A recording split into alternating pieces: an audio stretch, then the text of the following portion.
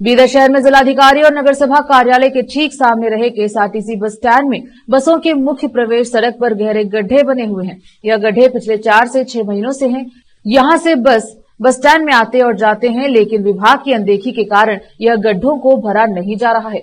आज एक bus stand से बाहर आते समय इस गड्ढे में फंस गई और काफी मशक्कत के बाद टोकर के बस को निकालना पड़ा। हालांकि कोई नुकसान नहीं हुआ है। इस संबंध में केपी न्यूज पिछले कई महीनों से न्यूज चलाता आया है, लेकिन फिर भी विभाग नींद से अभी तक जागा नहीं है। क्या विभाग किसी बड़े हादसे के बाद ही अपने नींद से जागेगा?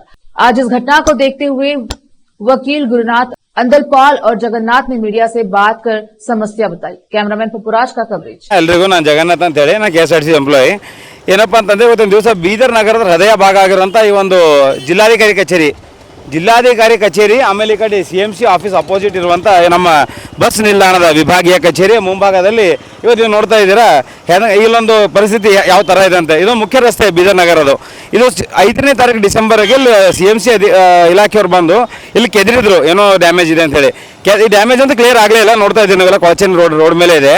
ಆಮೇಲೆ ಕೆದರುವ ಅನಮದ್ಲೆ ಅದು ಏನಂತಾರೆ ಮೇಲೆ ಸುಮ್ಮನೆ ಮಣ್ಣು ಹಾಕ್ಬಿಟ್ಟು ಅದು ತುಪ್ಪಾಲಿಶ್ ಅಂತಾರಲ್ಲ ಆ ಟೈಪ್ ಕೆಲಸ ಮಾಡಿಬಿಟ್ಟು ಇಲ್ಲಿ ನಿರ್ಲಕ್ಷ್ಯತನ ಮಾಡಿ ಏನೋ ಕಾಟಾಚಾರಕ್ಕೆ ಮಾಡಿ ಹೋಗ್ಬಿಟ್ರು।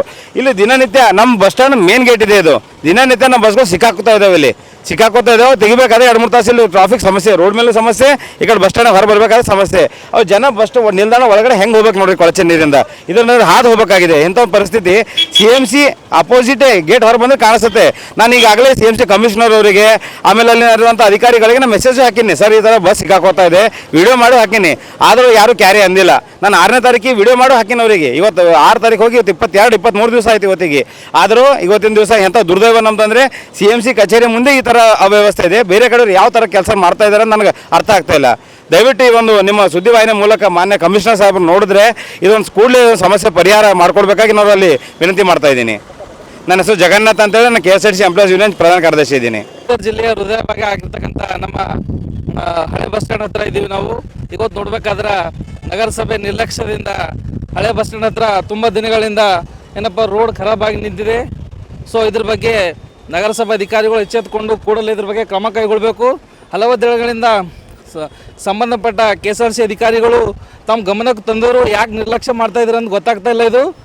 ಸೊ ಅಧಿಕಾರಿಗಳು ಈ ರೀತಿ ನಿರ್ಲಕ್ಷ್ಯ ಮಾಡಿದ್ರೆ ಜನಸಾಮಾನ್ಯರಿಗೆ ತುಂಬ ತೊಂದರೆ ಆಗ್ತದೆ।